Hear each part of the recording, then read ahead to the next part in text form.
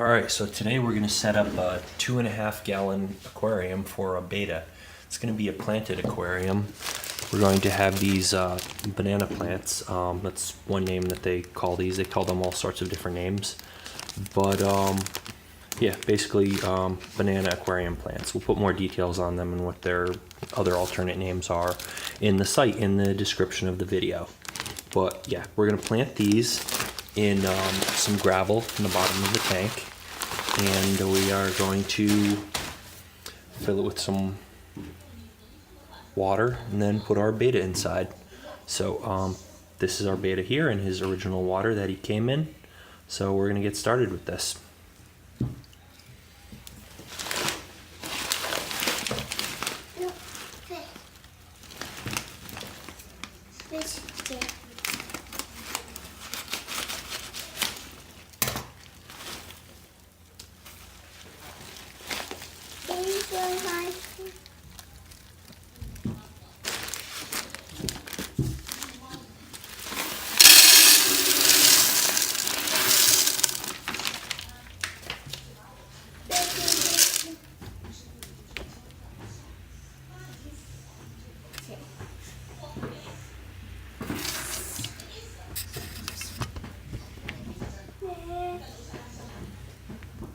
So we've got the gravel in our Aqueon glass aquarium.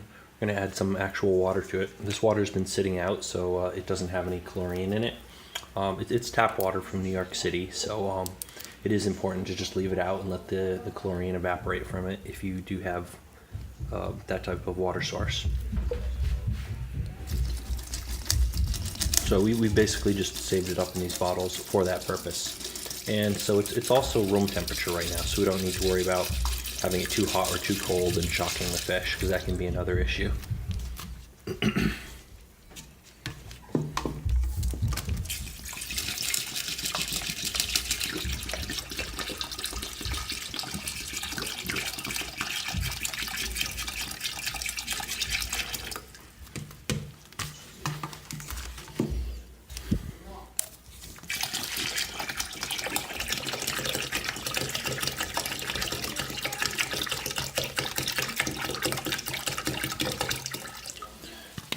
All right, got 3 liters in so far. This is not club soda. This is just regular tap water we're pouring in here. So how many liters go into a 2.5 gallon tank? Can you figure that one out? If you want to try to do that in your head. So we've got to start. We've got 4 liters of water in there. I have another bucket of water to pour in, just in case I had run out of those, which I'm probably going to do. I think I might put I might plant the plants and put the betta in first, and then add the rest of the water. So let's reposition the camera here. Look straight down into the tank. It's a nice view there. So I'm going to unpack the plants.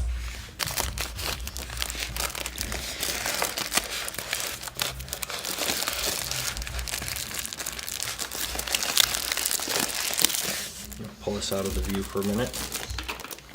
And yeah, there we go. Pour these in with the original water. It'll contain some of the, get it as close to the original ecosystem as we can. Alright, so pretty good. We're going to plant these, probably separate these. These are actually 2 separate plants. Actually, you know what? They gave me 3. So I bought 2. Looks like they gave me another small one in there. So this is what it looks like. It has these little things that look like bananas, which is why they call it a banana plant. But as you can see, it also has another little root here. This is the actual root, and I guess these just store nutrients or something. And it has leaves coming off of it. So looks like I got 3 of those, which is a pretty good deal. I'm just gonna anchor it into the ground there, anchor it into the gravel, and we'll let it take root by itself. The banana looking parts don't actually get buried, they actually stay visible, so you don't really want to bury those. I'm gonna anchor them in a little bit though. But once the roots take hold, we're gonna just mostly leave that exposed. And that's about perfect. So we're gonna pour the beta in. Right now he's in a cup, and this is about the size of the cup. This is actually a little bit bigger than the cup that he came in the store. He was sitting on a shelf in a cup a little bit smaller than this, and a lot of people keep them in small containers like this, and they do fine. They can live for like months in like a puddle on the side of the road or whatever.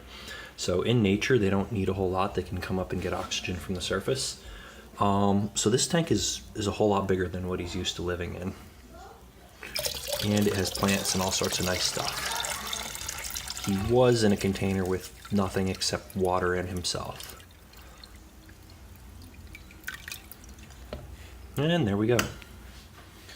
It's going to be kind of a large tank for just one tiny fish. We're going to probably get some more fish in there. Not sure what other types could do well in a tank this small. I'll probably get like a snail or something, and who knows what else.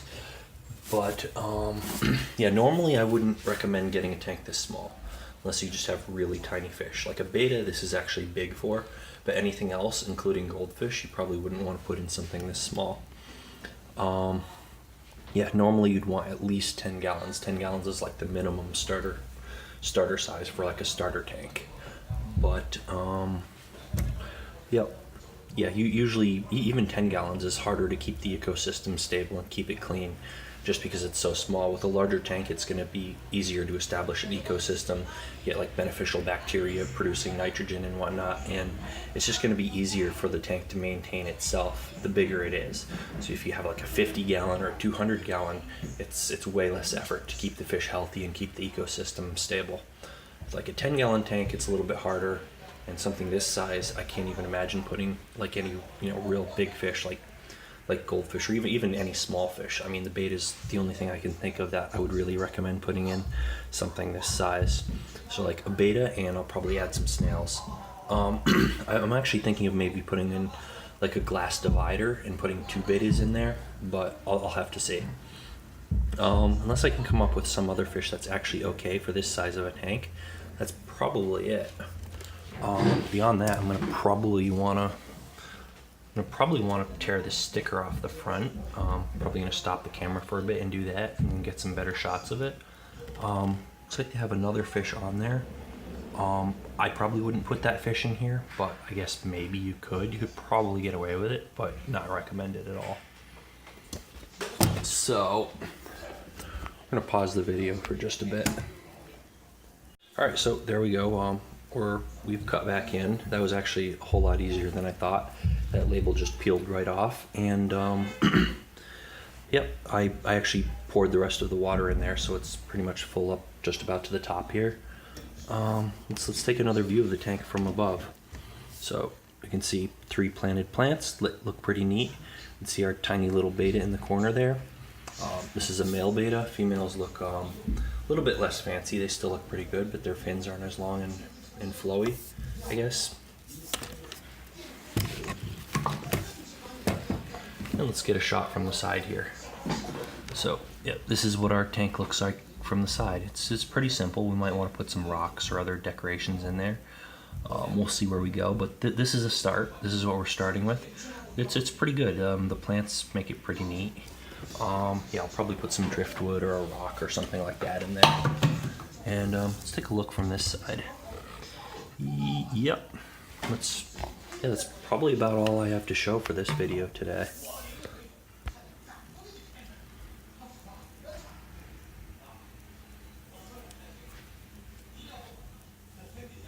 It's probably worth mentioning that I didn't add a filter or a thermometer or a heater or anything like that in here.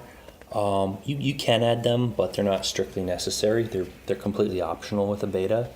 Some people would tell you otherwise, but the beta will do more than fine in this. A lot of people just keep them in a cup. So this is way more than what they need. They have it has a huge tank with a huge surface area on the top of the water, and it has planted plants even. So this is way more than what a beta would normally be given by a lot of people, and way more than what the store gives it as well. So it's all of that extra stuff is totally optional with a beta. It would be nice to have. It would be optimal, and I am kind of thinking about adding a mini filter in here, and maybe a thermometer, maybe a heater too. Probably no heater. I think he's totally fine at room temperature, but yeah, I may add those things. The next thing would probably, besides adding rocks and maybe a divider and some other tank mitts, the next thing might be maybe a filter, maybe. And then beyond that, I'll probably add a light and then maybe a thermometer or a heater. So in that order, I'll probably be adding features to the tank. But this is pretty good for now, and everything you see here is completely sufficient. Like this is totally fine as a basic. It's actually a relatively fancy beta tank build.